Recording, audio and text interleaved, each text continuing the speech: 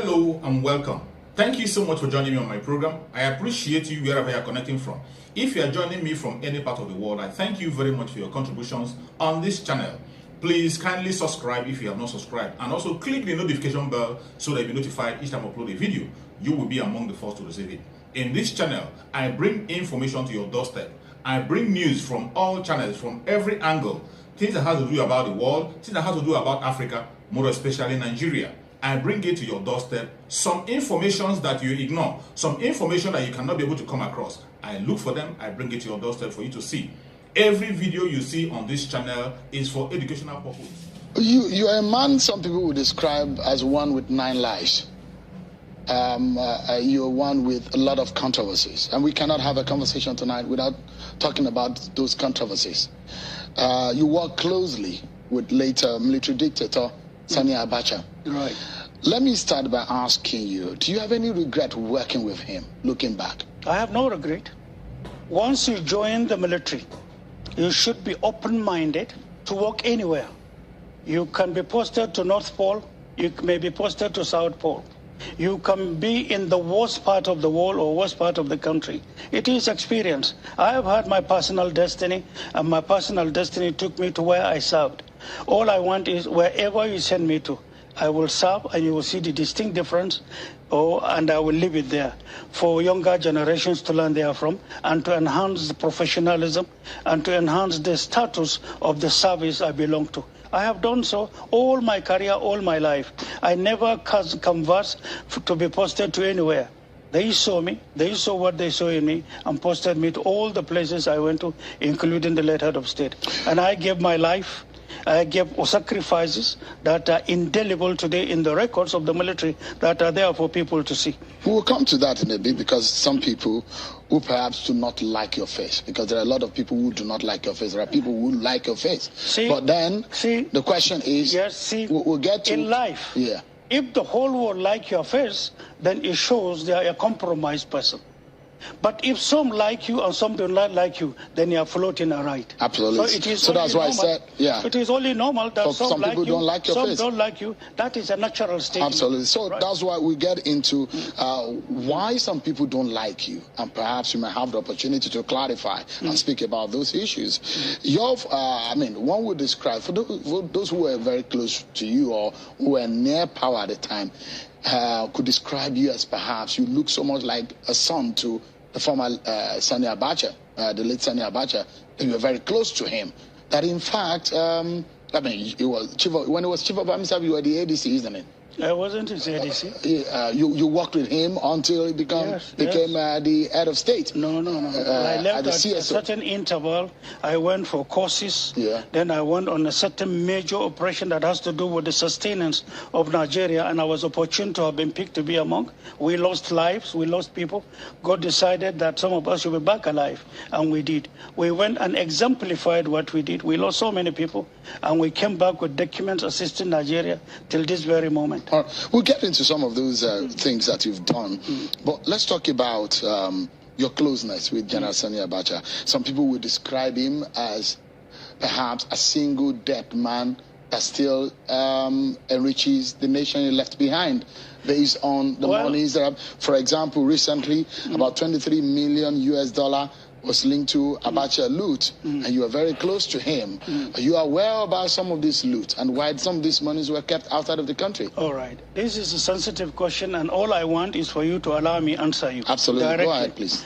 First of all, if you know my background, money is totally secondary, and you may be shocked at the type of person I am. If I wanted to become a rich person, there were countries that were ready to make me a very rich person, and that would have compromised my professionalism, my commitment to be who I am and who I was when I was in service. So money is secondary. I didn't join the army because of money. I'm not in politics because of money. This country requires selfless services for Nigeria to come out of where we are. And I wish and pray that we can all appreciate, written or in mental sense, the difficulties ahead of this country from the findings we have. That aside, the issue of money, ask anybody, ask the military, ask those in civil, Anybody will tell you that money was secondary. I have nothing to do with money. But there was a time I gave an interview about General Abacha when sanctions were enforced on Nigeria. Stakeholders of this country were called, agreements were reached, money were given to their accounts. But my greatest surprise today is that the media has not asked any of such big personalities to say money was given to you on an agreement. What happened to it after he died? None of you has gone to do investigative journalism. I was in prison. So many propaganda, so much messages, including those upon whom the money was given to in trust for Nigerians. But today, trinkle of it have been returned. And the question one may ask, was Abacha ever in those countries where the money was taken to? Did Abacha sign any of such account? Did they have his thumbprint? Is there a day that he deposited 10 naira? There are numerous questions that every simple bank, talk less of the bigger banks, should have as a data for the person that deposited the money. So my challenge is, where is one single paper to show that he has his account? I'm not sitting in for him, he's dead. But then the length of the propaganda from the policies he took, nothing more. I know he offended people by taking positive policies to sustain Nigeria. Many people are afraid to speak the truth. On my way here even, I just saw an interview by one of his ministers who were the closest to him, giving him advices. But I saw in an interview lately, disowning the same man. Remember, we will all die. We will all go back to God Almighty. We will answer. If General Abacha were to be alive, most of the statements and the propaganda you say were not to be. But because he's dead. But that's another thing. That's not what brought me here.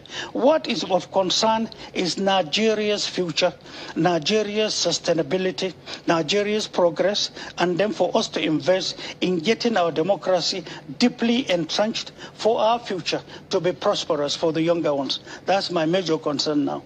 So, I mean, in essence, you're saying that there are a lot of people who are involved in the transportation or the transposition of this money outside of the country, and they are still living. I'm sure as a journalist you are aware that when sanctions were enforced in Nigeria after Commonwealth, the then foreign minister came back with a debrief to the elders of this country from north to south. And some of the decisions that were taken was the issue of carving a means of making sure that the sanctions should not have effect on Nigeria. So money was kept with them. I gave that as an interview in 2014 myself. And there are some other people who have also spoken. But you see, because General Abacha had in the decisions he took, tough then, but it's all for the common good of Nigerians. He became an enemy to some people. Enemies at home, enemies outside. But the question I'm asking, he's dead. So I mean, this money is some of those people who initially sponsored, they did it to me for 15 years. They used it to torture me. To torture, I escaped to look like a human that you cannot understand. It's the will of God that I'm here talking to you normal, what I went through. But it's all false. And those who were used came to the court and testified. And most of these things that were testified that are today written in the documents of the court of law, the High Courts of Lagos, High Court of Lagos, Federal High Court, Court of Appeal today, they have all written these documents for everybody to see. But the propaganda then continued. You know, they use it. One, we were being tried in a normal court of law. Second, we were being tried on the pages of newspapers. What was written in the night is echoed by television and radio in the morning to justify our persecution. And that they did for a very long time. But torture, today, if we are talking about torture, no sane society or government or any institution can accept that. But the question is, they always run away from discussing what they did to us. The question is, who initiated it? Who came up with the writing team? And the question is, what are they afraid of? Who are these people? You know them. No. I mean, you are here. No. If I knew them, I probably would have. You have been following. Absolutely. No. I'm coming. But the question is, who are these people? You have been following all we were doing. See, I'm not the type of person that hold malice. I forgive them when I came out of prison. Something extremely difficult to do, I did. Let me give you a tiny little example. Burning you with nylon after you are deprived of food for 2-3 days and water. Then the next thing, they will flash your bread. And before you know it, they will pieces it into gutter in front of you. And you are in chains, hands, leg, and neck. Only me was that being meted to. And at the end of the day, they will lead the Nile and be dropping the blue flame on you. Soon after that, hours later, they will hang you, your head upside down, and then they will twist you. The hanging in itself is done in such a crucial manner that even if you are told to stand up and walk 5 meters away and then earn your freedom, that will not be possible. That is how horrific it was. Besides beating, besides punishing my parents, punishing my family, punishing, there's a younger brother I had who was arrested for 9 years. All this happened in Nigeria. I remember for 15 years, I'm the first son of my parents. I was only allowed to see them 2 times. We are not at war. As at that time, I was still a serving officer. What is the name of this hate? They did it. I survived it. I was told I was going to die. I survived numerous attacks, numerous orders to waste me. All failed. It's not my strength. It's by the design of God Almighty. I survived it, and I am here. So to those who did what they did. Who are these people? You know them. You know. Can you say? You know. Because Nigerians, No, you are someone who is seeking the first office of the land. So you might be able to come clean to Nigerians and say, these are the people and probably name names. See, the large heart to accept punishment, to go through persecution, and that same large heart that forgives has thrown this behind us. What is my greatest concern now is what is before us in this country. Rendering services to the country, synergizing with all forces from across Nigeria and outside Nigeria to team up to make the difference. That is the fundamental issue right now. This is a priority. I have forgiven them. Yesterday is gone. My personal destiny is designed by God that I'm to go through that. Remember, in any phase of life you are, there is individual destiny, and there is collective destiny. So at every point in time, you meet people, you serve. The greatest thing here is, did you serve well? Were you loyal? Were you committed to your country? Did you leave prints that others will come and emulate therefrom? Or were you posted to a place and left it the way it was? Meaning you came and wasted people's time. Go check my records and know the type of person I am. So if there are people who hated me, it's simply because some of us believe loyalty to this country, loyalty to Nigerians is an uncompromised issue, and we came to do it. I suffered what I suffered. Look at me carefully. For the sake of the life and welfare and well-being of Nigeria and Nigerians, I'm ready to die. All right, let's quickly, because you have a lot to touch, because you've not hit the nail on the head on 2 areas, but I'd like to move on. When you talked about the fact that... No, there are 2 areas that you have not touched on, and which is very important. They are very important. One is whether or not General Sani Abacha, whom you are very close with, is culpable. Hold on, it's your program. You have the initiative. When you ask your question, allow me land. I've allowed you. No. When I said I'm not satisfied with 2 areas. Ask about it. Ask it. The issue, the one is, I talked about the monies that were linked to General Sani Abacha. Hold on. And you said... Hold on. The government of Abdulsalam Abubakar was the one we handed over to. I was the one that did the handing over.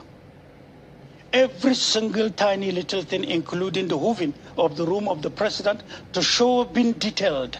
That's how I handed it over. 1, to the office of the CSO. 2nd, to the president, to the head of state then that came. 3rd, you remember there was nobody in the office of General Dia.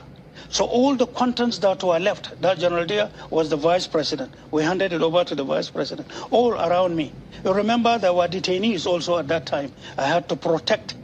And so in the course of doing all this, it took me almost 2 months plus to get all things done and handed over. And I did. And I tell you this, that's why I always hit my chest.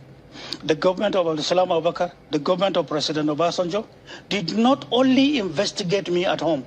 They now consulted foreign companies. They came to meet me in prison. And some of them I know are security agents from some bigger financial crime detection teams. Took my fingerprints, my eyes, went around the whole world, including Nigeria. They found the account that they were paying me salary in, and nothing else. I'm transparent, and I challenge the world. I challenge the government. They establish panels, and I ask the panel, if you have ever entrusted me with an assignment, that I took 1 naira, 1 kobo out of it, I'm ready to accept being guilty as having stolen the entire resources of Nigeria.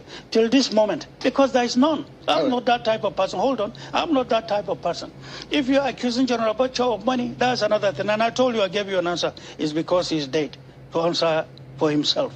But what I know is there was not a single naira that is government owned that I took or entrusted in my care. Have I answered you? Not quite, but we need to move on. No, not quite. No, the reason is, the reason why I'm saying that your closeness, the reason why I'm asking the question is because of your closeness. And I'm saying this money linked to him, you said, is because he's dead, and some of this money, some people are involved. I served him. Hold on. I served him. Every officer, every soldier, take oath of office, oath of commission. Listen carefully. Oath of allegiance. I brought this issue when Oputa panel was established in the year 2000 and 2001, and I talked about loyalty according to the dictates of the book. If it is not 100%, then there is no loyalty, and we did. You know what I did? At anywhere you put me to work, whether it was General Abacha then, whether at the time General Abdulsalam Abubakar came and you now said, this was the role you should play. If they had given it to me, the same service, the same loyalty. President Obasanjo came after him. If you had appointed me to work with General Obasanjo, the same service, the same commitment or much more. Anywhere you are taken to, the moment your loyalty becomes a bit shaky, then it's a compromised loyalty. Loyalty to the commander-in-chief is loyalty to the country. And today I can tell you that aspect of loyalty is one of the fundamental issues facing Nigeria, and extremely disturbing it is. All right. Yeah. I have a quick one because we are 1 minute or thereabouts to break. Right. You're someone who have been charged with all sorts of offenses, so from drug trafficking to plot to overthrow government to murder and all sorts of things. And you're enmeshed in all of these allegations and charges. Would you say that loyalty? Yes. Were those are the things that have put you in that difficult situation? I told you of a writing team in sustaining propaganda for 15 years on me alone. And because they wanted to do away with General Abacha. General Abacha was not to survive 3 months, and God kept him. And we came, took oath of office, and held on to that place. So to those who wanted General Abacha removed from within Nigeria and outside Nigeria, discovered that it was impossible. It was only possible if we are dead. And as soldiers, you behave like a soldier. And I don't hide my feelings. I don't hide my professional standing. If you give me the responsibility to guard this place today, nothing happens here. If it happens, remember we are dead. And that's what I exhibited. And that is what is expected. Yeah. A soldier that comes to be a compromised person is not ambassador of his family, is not ambassador of his profession, and cannot be trusted. And it's a shame to have such people who play with loyalty. I'm not that type of person. I take oath. I stand by the oath. All right. This is not a court of law. There are a lot of issues that have been taken up in the court. The death of the wife of MK Abiola, these are issues that are brought up. But if you must run for office, these are questions that will be asked. And that's why I began with all of these issues. But we take a break. Thank you so much, everyone, for staying with us. Major Hamza Al-Mustafa, former CSO, to late head of state General Sani Abacha, and the presidential candidate of the AA, has been speaking with us on the program. Let me begin this part of the program by asking you, you were trained as an intelligence officer, right? Intelligence officer, yeah. That's what you're trained in. Now, and you have said that there are some Nigerians who are like termites eating this nation. Yes, who are these people, and what do you mean? This is a topic for another day. I said so from facts given to me and known to me from the services we rendered. And you know, I've been in this service for a very long time. Who are these people? And out of commitment and concern and care for the welfare of this country, I made this pronouncement. And who are these people? No, this is not the forum. Not are they highly placed people? Not met people from across Nigeria. When you are talking about the life of a country, a tiny little carpenter, maybe. A tiny little technician at point A, might be. Rich man B, might be. So this is another thing entirely. What is their plan? What is their plan of eating up this country? Like this is, you know, if you as a Nigerian sit and look at Nigeria and look at the number of years from independence to date, and look at the records of Nigeria and take a glance at development in Nigeria, you know something is wrong, correct? Correct? Yeah. Something is very wrong. Those things that are wrong are what I'm pointing at. And God willing, some of us are in this business to be able to look at it and correct it legally, morally, and then democratically. So some people are benefiting from corrupting this nation. I think you know much more better than me. You have run numerous programs that has to do with these causes and these subjects. So what would you do about corruption? And numerous approaches concurrently that will go. And the structure in itself, to some of us, we found it faulty. We found it to be ineffective and then too small to contain the wide front of the corrupt persons in Nigeria. You do it legally, systematically, to be accepted by international law, and you condone it with ease. Are these former military people? Numerous, who are corrupt persons? I'm asking those highly placed people you refer to that are eating this nation like termites. If you take the census of this country in knowing the corrupt persons, the record speaks for itself. So we are looking at a time when we come with civility and legally, morally and democratically, to have this wider front of containing it. Identification of corrupt persons, persons doing damage to the system, will face the law. And for and on behalf of the country, for sanity to come in. Remember, no environment that wishes to prosper, especially wanting democracy to get entrenched, that should allow an environment where institutions are completely dead and you think you can invest there from. So today, you have institutions that have failed. So whatever you do will have no meaning. And that's why, unless institutions are now revived, corrected, molded, rehabilitated, at the end of the day, you may waste your time doing nothing, because nothing will be seen as an achievement. Anyone who wants to become Nigeria's president must have an idea of how to solve the insecurity problems. Right. Shiroro attack is one. There were a lot of people who say one too many on the attacks that have taken the lives of many Nigerians. And I'd like to know, I mean, you have said that you will relocate to Sambisa Forest if elected president, and in fact, you will arrest the insecurity situation within 6 months. Absolutely. 6 months. And several leaders of the country have been battling to resolve this problem. How would you do that? See, I didn't make mention of 6 months. I didn't talk about relocating to Zambia without doing my in-depth assignment. We did a lot of researches, a lot of homework into what they do. We went to dangerous places and getting data. I know what I'm doing, and I am sitting on lots of findings that we have. And we now tested some certain people even in the system. Can you work with this? This will give you solutions. At the end of the day, the capacity, ability to comprehend, to appreciate, and to launch yourself physically into doing some of these countermeasures. That is what will bring results. So many people don't have. There are people who are not ready to commit themselves to die. There are, but they are in high places. So to us, I have seen and known the thing. I have fought before, severally. I fought, remember, I fought before. I'm not new in the field. So if you say today, and God Almighty has vested power upon you, and you go back to your room and sleep with snoring, and the next day you are busy into attending some certain lower issues, but because of the lofty nature in it, you found yourself engrossed in it. In the meantime, people are dying. Then something is wrong with the person, with his psyche, with the oath of office he has taken, and between him and God Almighty. Because even in law, even in our constitution, first thing first, lives and safety.